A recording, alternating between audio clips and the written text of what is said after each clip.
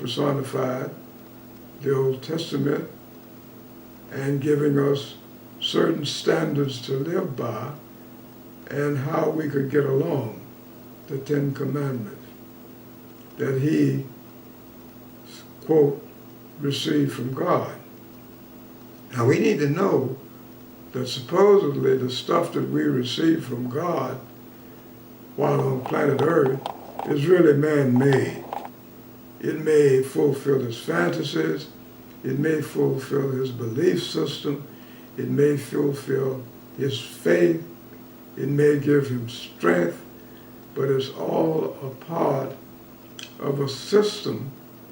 that we project onto God and that we have in our memory bank from our babyhood when we were omnipotent, and how we remember our connection to our potential God consciousness. Now, as Buddha shared with the world his findings from his own personal struggles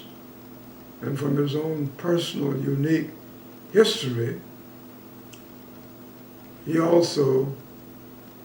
discovered for humanity that this is a system and a space that we need to get into in our growth, in our seeking of our highest level of identity or identification. So Buddha was all ago in the East, and for a certain period of time, he was very much in tune with the East, and probably had to do with the birth of a whole discipline called astrology, which later has grown into astronomy. So now Buddha and Muhammad came to show us that we do not need an intellect to maintain our connection with the God consciousness. That it was important to maintain your connection with your feeling, to develop a faith, to develop a trust, and to attempt to change the system of what the family represents. And of course, as we know, it became more and more embedded in the family ethos. So each one of these religions have their limitation, primarily because we, as the mind, have converted what was real in life into the drama and the game of life. The drama coming and evolving out of the family system, the game coming from and evolving out of the civilized, quote, system of various societies and various cultures. Now, all of this was preparing us for the next level that was brought about by a human being called Jesus. And Jesus came on the scene to show us and to demonstrate the bridge between our humanness and our God qualities, how to resynthesize and reconnect so that we can continue the expanding cycle of evolution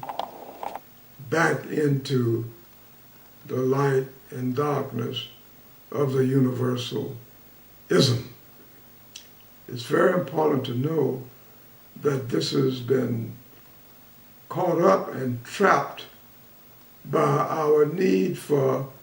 communication with one another and our boxing off and attempting to hold on to all of the good things that a culture, an evolving civilization offers only to be reduced to the power struggle that infiltrates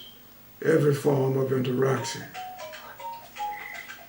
In marriage, in our families, in our society, in our given culture, we have to deal with this continual ambivalence. And it seems that the only way through it is to adhere to the various games that evolve in civilization, which attempt to keep us connected to the oneness of the universal laws given to us by the divine experience related to the miraculous evolution individually, socially, and universally. It's beautiful